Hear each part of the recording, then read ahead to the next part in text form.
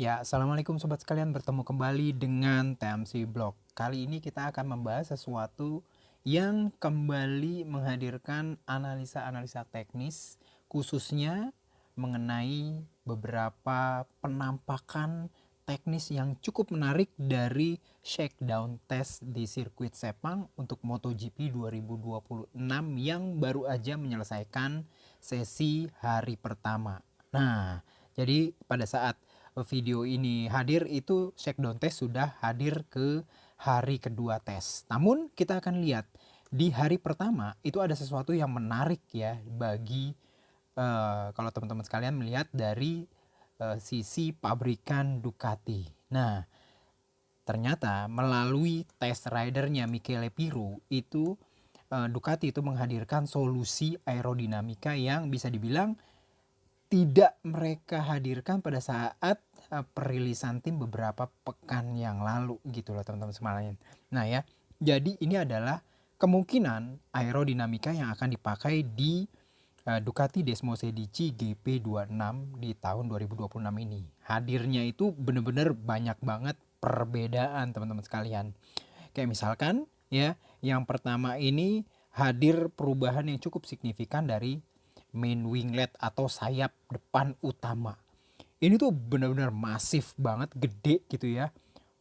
Tapi juga cukup compact gitu ya. Kita akan lihat nanti secara detail kayak apa. Cuman ini kelihatan banget ya teman-teman sekalian. Sangat berbeda dibandingkan dengan winglet utama yang hadir pada saat perilisan kemarin. Lalu juga ada perubahan di bagian ram air inlet udara di bagian depan.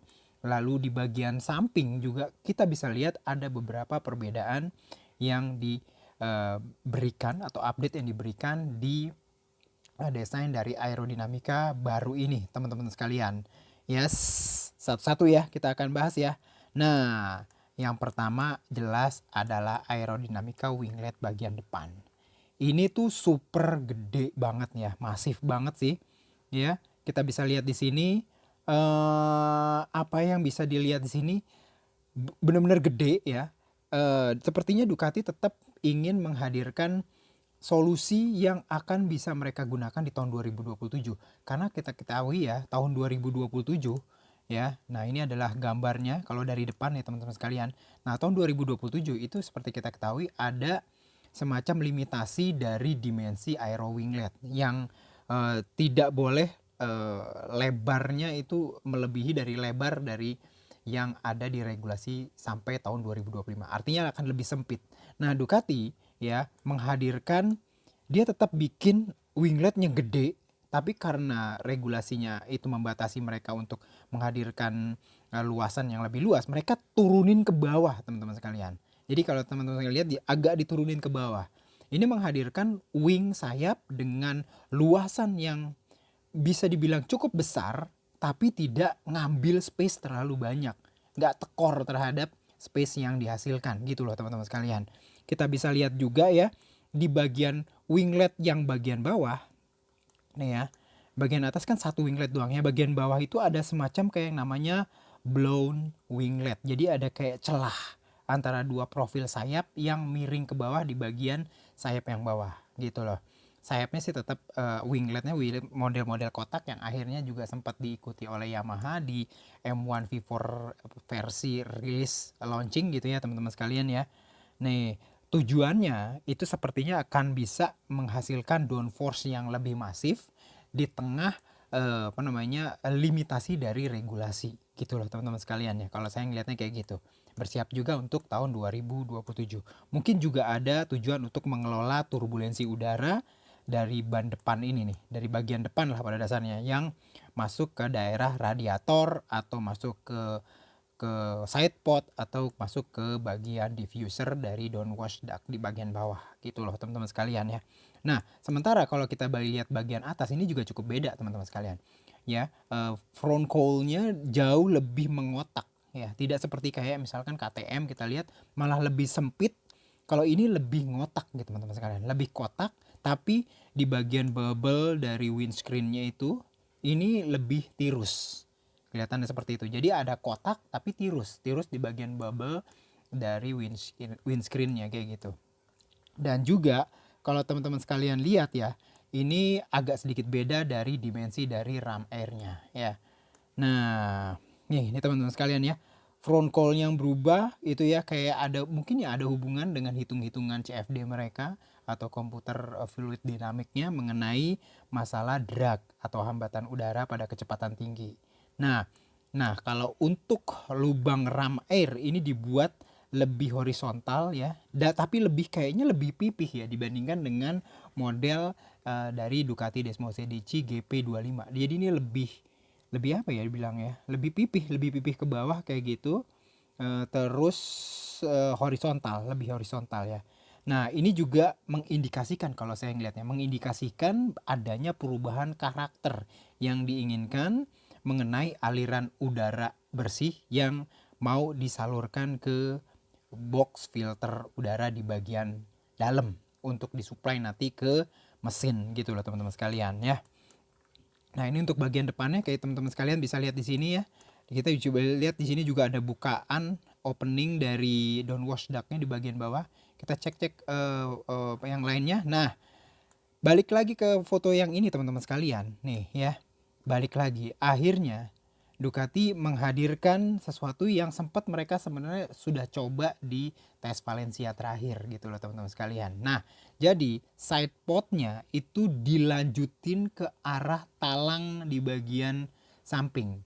Ya, tujuannya adalah untuk, kalau menurut saya, untuk memisahkan udara yang mau dialirkan ke talang ini, talang yang kita bilang talang ini, benar-benar dipisahkan dari masuk ke side pod ke talang ini dengan udara yang dialirkan melalui samping daerah dari ground effect fairing ini yang melendungnya gitu loh. Cuman yang menariknya adalah tidak lagi kita bisa lihat di sini ada lubang, tidak seperti kayak detail gembungan dari fairing pada GP25. Di sini kan biasanya mereka ada kayak lubang kayak gitu di sini. Tapi kalau di GP26 yang baru, desain yang baru ini nggak ada lagi lubang, mereka gembung gitu aja. Tapi secara umum kalau kita lihat dari dimensi dari diffuser dan downwashnya, ini bener-bener lebih masif, gede banget nih.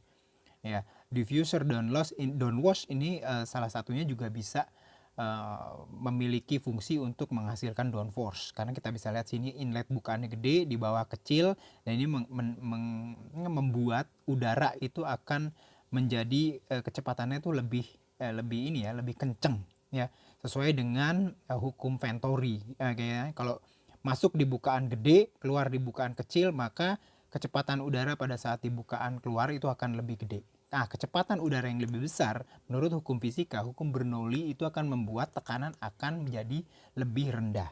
Perbedaan tekanan itu akan menghasilkan downforce. Jadi gitu.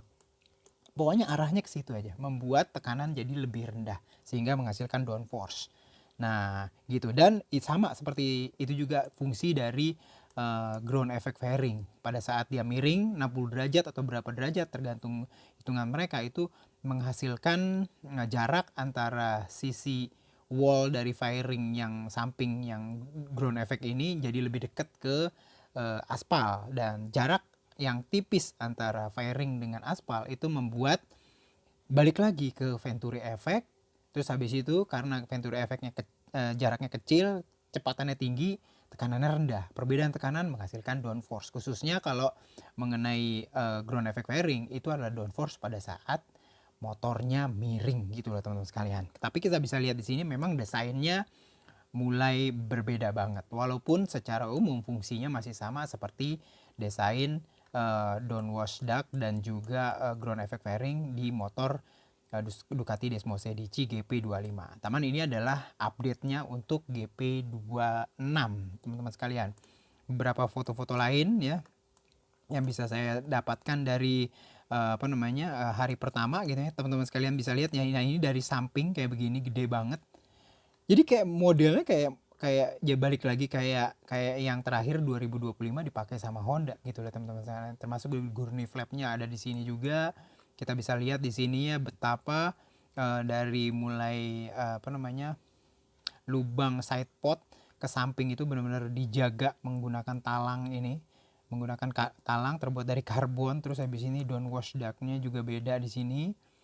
Terus habis itu lebih gede ya. Terus di bawah tuh ada lubang nih, Wah, ini lubang pendinginan untuk apa kayak gitu. Cuman ini memang ketutup banget daerah sini. Keluarannya cuma dari sini teman-teman sekalian nih. Yes.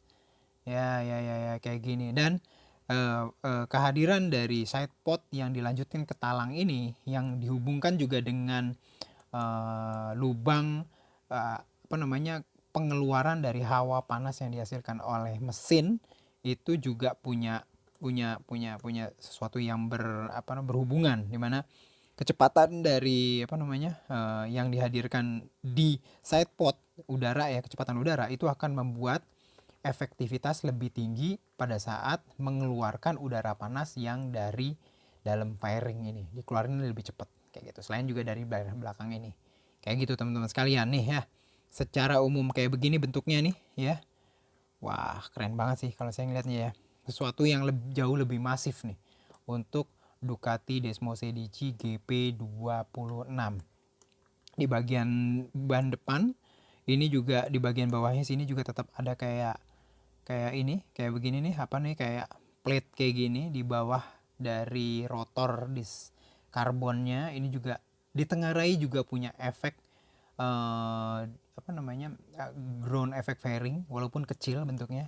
Kita bisa lihat di bagian belakang udah hilang segala hal tersebut gitu ya. Kita akan lihat lagi dari foto-foto lain. Nah, ini foto dari sisi sebelah kanan. Oh, gede banget ya untuk fairing depannya nih, asli gede banget ini detailnya. Terus memang ini kelihatan jauh lebih pipih, jauh lebih horizontal sekarang, jauh lebih horizontal. Sini ada beberapa lubang-lubang untuk kamera biasanya kayak gitu ya. Lubang di sini juga ini untuk side pot yang dihubungkan dengan talang arah ke belakang nih ya teman-teman sekalian ya. Downwash ductnya gede banget, lubang di bagian bawah yang masih misterius. Terus habis itu ground effect fairing. Sementara di sini kita bisa lihat ya, untuk knalpotnya benar-benar pendek banget. Knalpot dari V2 silinder bagian depan, sementara 2 silinder bagian belakang tetap ditaruh di sini agak nyamping ke sebelah kanan. Karena tahun depan, tahun 2026 ini adalah tahun terakhir penggunaan ride height, jadi mereka masih menggunakan knalpot belakang yang agak digeser ke sebelah kanan biar pada saat delesep ke bawah itu bagian belakang atau buritan dari motor itu bannya nggak mentok ke knalpot kayak gitu. Sementara bagian belakangnya masih pakai yang model mangkok sama stegosaurus kayak gini, nggak terlalu banyak perubahan di sini. Di bagian belakang no wonder masih pakai warna merah kayak gini teman-teman sekalian. Ducati Desmo Sedici GP26 yang ditengarai ini merupakan detail dari desain aerodinamika yang mau mereka pakai. Cuman masih belum tahu nih apakah ini akan langsung dipakai di race pertama ya. Ducati sendiri memiliki kesempatan hanya satu kali mengubah detail desain dari aerodinamikanya kayak gitu. Nih ya, balik lagi ke bagian depan. Nih ya, salah seorang dari mekanik Ducati mencoba membawa GP26 masuk ke dalam apa namanya, pit boxnya. Kita bisa lihat di sini detailnya. Wow, untuk downwash ductnya gede banget ya. Bannya udah mulai grainy karena memang Sepang itu panas banget.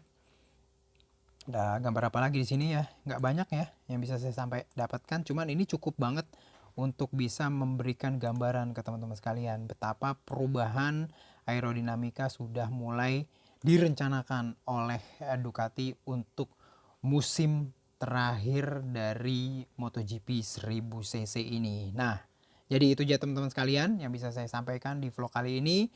Mudah-mudahan bisa bermanfaat. Sampai bertemu di pembahasan-pembahasan MotoGP selanjutnya. Semoga bisa berguna. Salam. Assalamualaikum warahmatullahi wabarakatuh.